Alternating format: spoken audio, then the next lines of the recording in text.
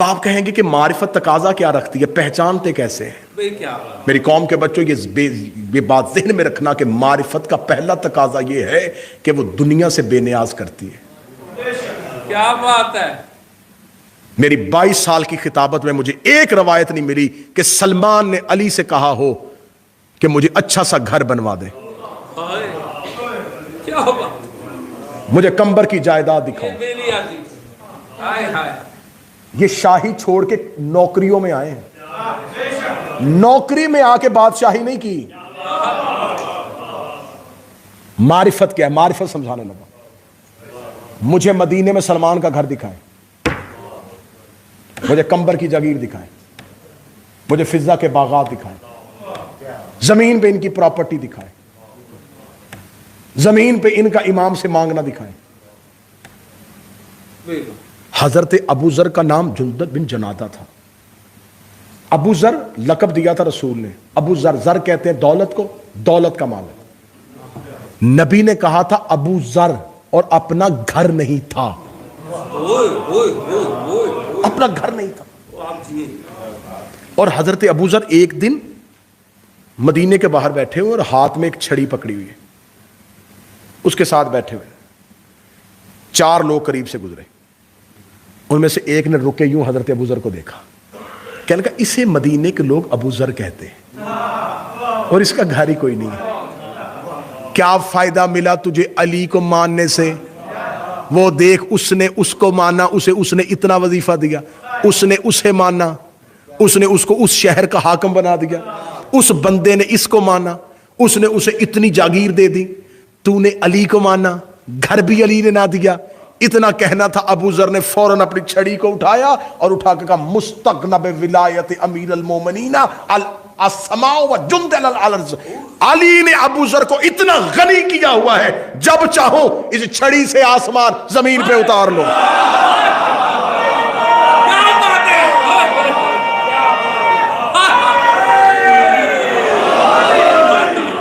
علی کی محبت نے مجھے اتنا امیر کیا ہوا ہے، میں جب چاہوں اس چھڑی سے آسمان زمین پہ اتار دوں۔ اور علی کا نوکر جلال میں آیا تھا، یوں چھڑی اٹھائی ہے اور آسمان نے چلنا شروع کیا، زمین پہ چھڑی پھینکے کہ کہا ہے، حکم نہیں دیا۔ وہ یہاں زمین سے کچھ نہیں مانگتے۔ میں کربلا کی مقتل کا ضامن ہو کے کہہ رہا ہوں، 9 لاکھ یزیدیوں نے حسین کے نوکروں پہ پانی بند کیا تھا، ٹھیک ہے، نہ مانگتے یزیدیوں سے، نہ جاتے فرات میں کسی سپاہی سے پانی مانگنے، کسی ایک نے آ کے حسین سے نہیں کہا کہ ٹھوکر مار چشمہ نکال۔ مولا بند انہوں نے کیا ہے، تو نے تو نہیں کیا، وہ نہیں پلا رہے، تو تو پلا۔ اے فخر اسماعیل، وہ ایڑی رگڑ کے چشمہ نکال سکتا ہے، مار ٹھوکر، چشمہ نکال، پلا نوکروں کو پانی۔ انہوں نے حسین سے بھی پانی نہیں مانگا۔ معرفت دیکھو، حسین دیکھ رہے تھے کہ 3 دن میں کوئی ایک آ کے مجھ سے پانی مانگے، ایک نے بھی نہیں مانگا۔ یزیدیوں سے مانگتے تو وہ توہین تھی امام کے نوکروں کی، امام سے بھی نہیں مانگا۔ 3 دن بھوکے بھی رہے، پیاسے بھی رہے۔ آخری امتحان امام نے شب عاشور لے لیا، مولا نے کہا ان کو بہت بڑا ٹائٹل صبح ملنا ہے، انہیں کہا جائے گا ناصر رسول، ناصر توحید، اللہ کی مددگار، اللہ کے مددگار، انہیں کہا جانا ہے علیہ السلام۔ ایک دفعہ ٹٹول کے دیکھ لو، حسین نے کہا جنت دوں؟ انہوں نے کہا نہیں، جو امام سے جنت بھی نہ مانگے، یہ ہے معرفت کا درجہ۔ یہاں محبت ہے، معرفت نہیں۔ میں ہمیشہ ممبروں پہ کہتا ہوں، آج پھر دہرا دیتا ہوں، میں نے آج تک علم پہ چراغ منت کا دیکھا ہے، محبت کا نہیں دیکھا۔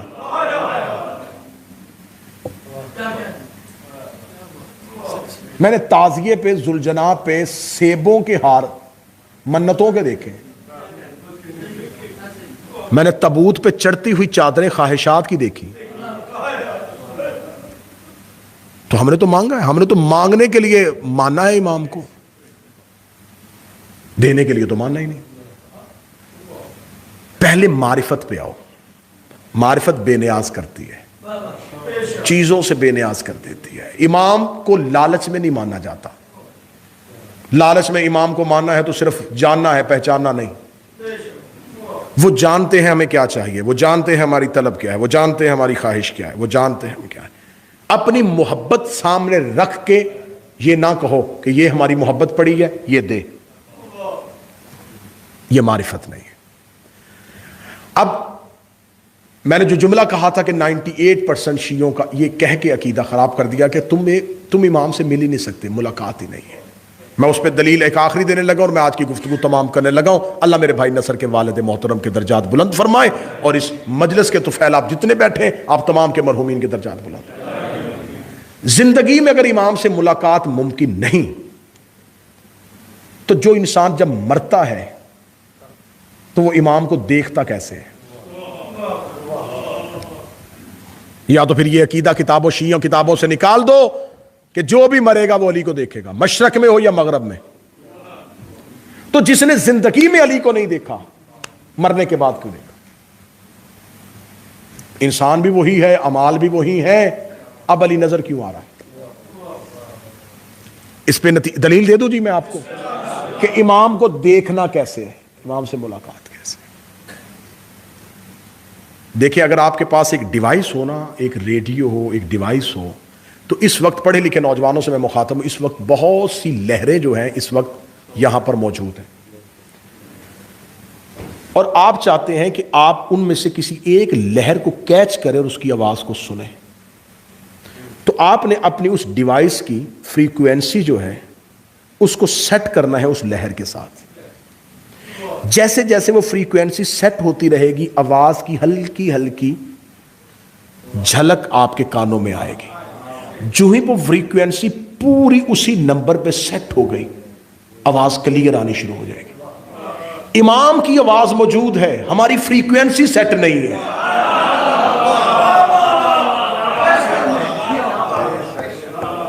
اس پہ دلیل دوں گا, اور یہی دلیل آج کی مجلس کا موضوع کا پورا نتیجہ ہے. ایک بندہ بھی یہاں سے عرفان لے کے اٹھا, میرا جہاں تک سفر ہوگا میری سانس بھی تسبیح بن جائے گی. انسان دو چیزوں کا مرکب ہے, نفس روح. بدن ان دونوں کا گھر ہے. جسم وہ گھر ہے جس کے اندر نفس اور روح رہتے ہیں, اور دونوں میں بنتی نہیں ہے. آپ کے اندر سے آواز نکالنے لگا ہوں, میں اگلی بات کہوں گا آپ کہیں گے یہ تو نہیں بول رہا, یہ ہمارا اندر بول رہا ہے, یہ تو ہمارے اندر کی تو بات کر رہا ہے. آپ نے صبح رات کو نیت کی یار صبح نماز کے لیے اٹھنا ہے, پورے ٹائم پہ آپ کی آنکھ خود بخود کھلی. کھلتی ہے کہ نہیں کھلتی؟ نیت کر لے تو کھلتی ہے کہ نہیں کھلتی؟ کھلی. اب جو ہی کھلی پہلی آواز اندر سے آئی, اٹھ ٹائم ہو گیا. دوسری آواز آئی, ابھی تھوڑا ٹائم ہے.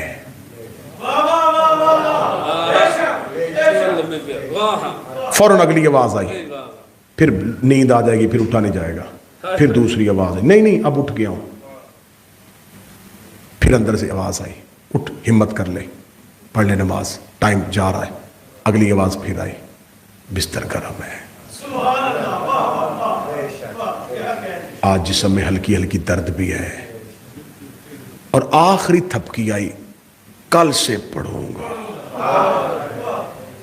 یہ دو آوازیں کہاں سے آ رہی تھیں؟ ایک نفس کی تھی, ایک روح کی تھی. نفس کو شیطان کنٹرول کرتا ہے, روح کو امام کنٹرول کرتا ہے.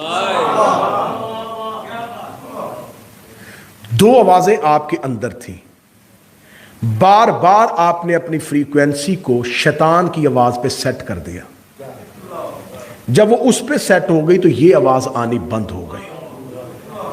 جب وہ امام کی آواز آنی بند ہو جاتی ہے تو پھر انسان کو گناہ کرتے بھی خوف نہیں آتا, کیونکہ روکنے والی آواز ہی نہیں, وہ شرمندہ کرنے والی آواز ہے ہی نہیں. آواز وہی ہے جو طاقت دے رہی ہے, کچھ نہیں ہوتا, جوان آدمی ہیں, ہو جاتی ہیں, خیر ہے, بڑی زندگی پڑی ہے معافیاں مانگنے کے لیے. یہ آواز اندر سے یہ نفس کی تھی.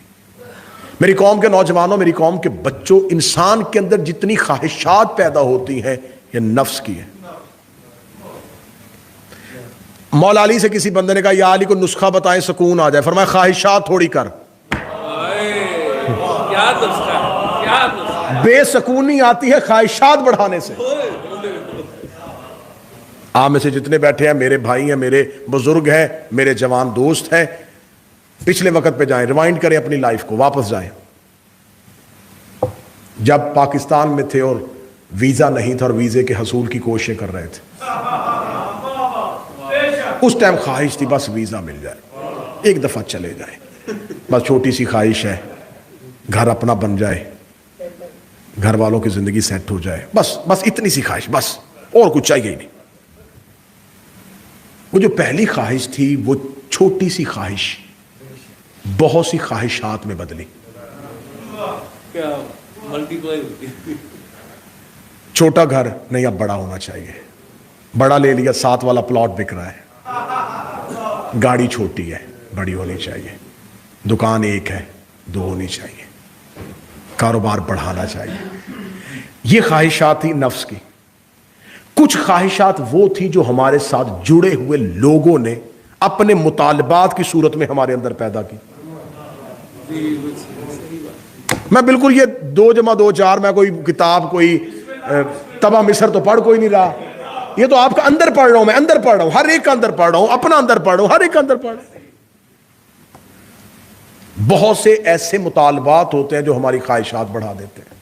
مثلا میں آپ کی معاشرے کی بات کر رہا ہوں، آپ جس معاشرے پہ رہ رہے ہیں، آپ نے کہہ دینا چلے بس اب سکون ہو گیا، الحمدللہ گھر ہو گیا، جاب ہو گئی، بن گیا اپنا، بس ٹھیک ہے. پیچھے سے کال آ گئی، وہ چاچے کے بیٹے نے 2 ایکڑ خرید لی ہے. 4 نہ ہو تو رہتی نہیں ہے یا نہیں ہے. ان کے پاس وہ گاڑی ہے، ہمیں بار بار تانے ملتے ہیں تمہارا بیٹا بھی یو کے ہوتا ہے، تمہارے پاس گاڑی بھی اچھی کوئی نہیں ہے. اب خواہش، نفس خواہشیں پیدا کرتا رہا. روح کو بولنے کا موقع نفس نے دیا ہی نہیں. نفس نے اتنا تھکا دیا جسم کو. خوبصورت جملہ کہنے لگا ہوں، اردو ادب جاننے والوں کے لیے کہنے لگا ہوں، پوری تقریر بھولنا، اس جملے کو قول زری سمجھ کے یاد رکھنا. بدن وہ گھوڑا ہے جس پہ نفس خواہش کا تازیانہ مارتا ہے.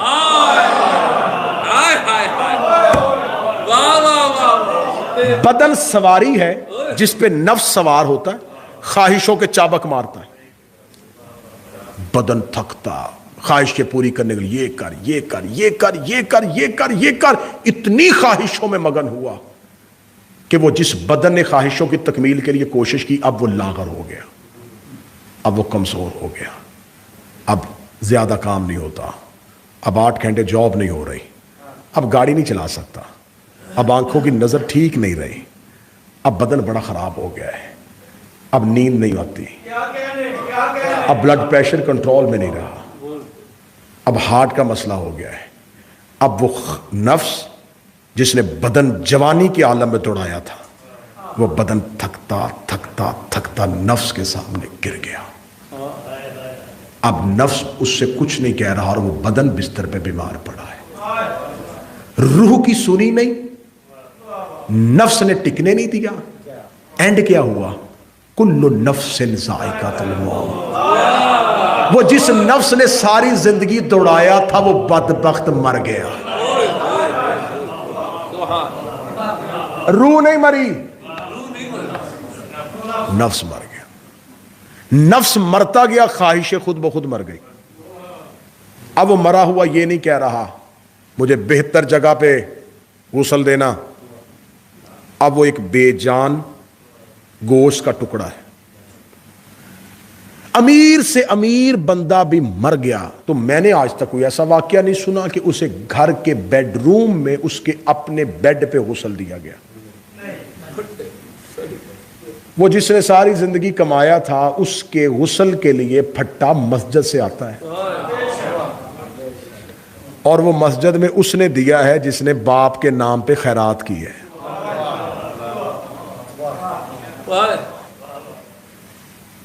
جو اولاد باپ کے بغیر ایک دن نہیں گزارتی تھی، 8 گھنٹے سے زیادہ باڈی گھر پڑی ہے، دفنائیں جی، جلدی کریں۔ 4 کنال جگہ گھر میں بنائی تھی، 5 کنال میں گھر بنایا تھا، قبر گھر کے سین میں نہیں ہے، قبر اس کے پہلو میں ملی ہے جو ریڑھی چلاتا تھا۔ وہ جو پیچھے خاندان تھا، جو رشتہ دار تھے، جو اس کو ٹکنے نہیں دیتے تھے، یہ بھی کرنا، یہ بھی کرنا، یہ بھی کرنا، یہ بھی کرنا، یہ بھی کرنا، وہ کل پہ بیٹھے ہوئے کھانا بھی کھا رہے تھے اور اگلی پلاننگ بھی کر رہے تھے۔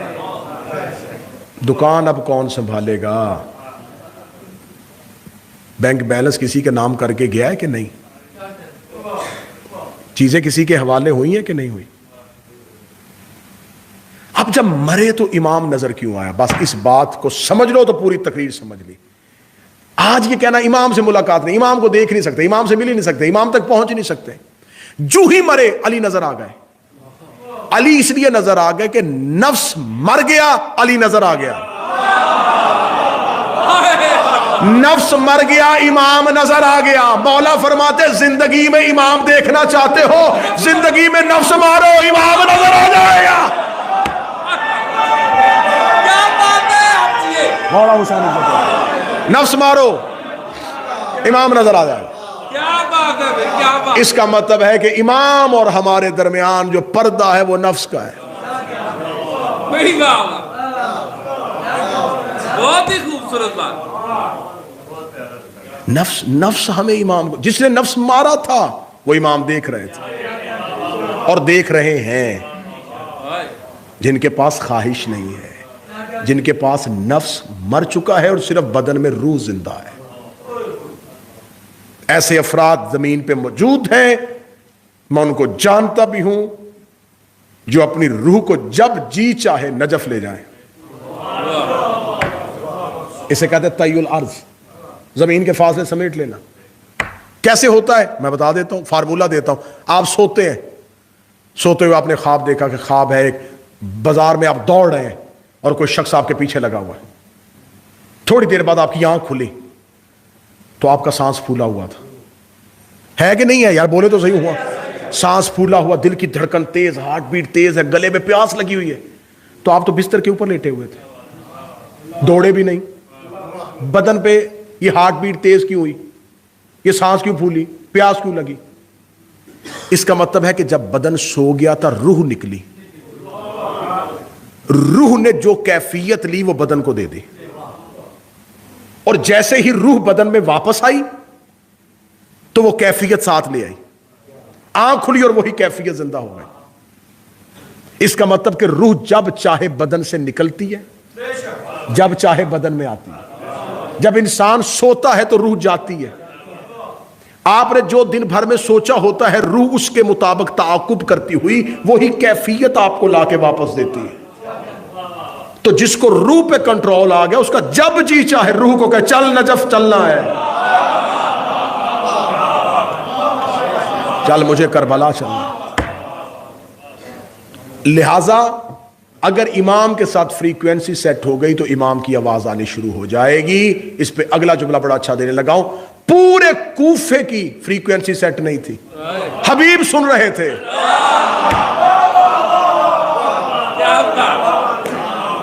صحیح سن رہے تھے، عابس شاکری سن رہا تھا، نافع بن ہلال سن رہا تھا۔ اس کا مطلب یہ نہیں ہے کہ امام سے ملاقات ممکن نہیں، ملاقات ممکن ہے، لیکن ملاقات کا طریقہ ہونا چاہیے۔ اس کے لیے 2 چیزیں ہیں، ایک تو معرفت امام ضروری ہے اور ایک نفس کو مارنا۔ جب تک تسکین نفس رہے گا تب تک قرب امام حاصل نہیں ہوگا۔ دونوں چیزوں میں سے ایک راضی کرنی ہے، یا نفس راضی کرو یا امام راضی کرو۔ اور علی وہ امام ہے جس نے اپنا نفس ہی توحید کو بیچ دیا۔ وَمِنَ النَّاسِ مَن يَشْرِي نَفْسَهُ ابْتِغَاءَ مَرْضَاتِ اللَّهِ، اور انسانوں میں ایک ایسا بھی رہتا تھا جس نے اپنا نفس ہی توحید کو بیچ دیا۔ اس نے کہا بار بار مجھے نہ بتا یہ کرنا ہے یہ کرنا، رکھ ہی تو جو چاہے، علی کرے گا وہ۔ جب علی نے نفس ہی بیچ دیا تو اب یہ سوال بنتا ہی نہیں کہ علی نے تلوار کیوں نہیں اٹھائی۔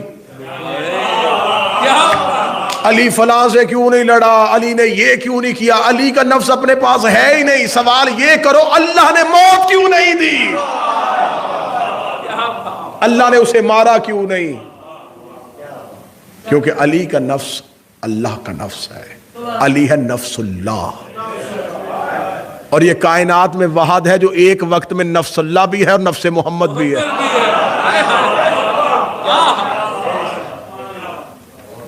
لہذا امام کی ملاقات ضروری بھی ہے، موجود بھی ہیں، امام تک پہنچنے کے رستے بھی ہیں، امام تک جایا بھی جا سکتا ہے. ملاقات با امام زمانہ پہ کتابیں لکھی ہیں. حسن ابتہی کی 2 جلدوں پہ کتاب ہے، اردو میں ٹرانسلیٹ ہو چکی ہے. ملاقات با امام زمانہ، کن کن لوگوں نے کن کن حالات میں کیسے کیسے سرکار صاحب العصر سے ملاقات کی. تو یہ سب سے بڑا ایک عقیدے کی کمزوری کی دلیل ہے کہ نہیں ہم اس قابل کا، جس سے کہا جائے نا جی امام سے ملاقات ہو، ہم اس قابل کا جی، اور بڑے گناہگار لوگ ہیں جی، وہ ہم سے ملیں، کیسے ہو سکتا ہے؟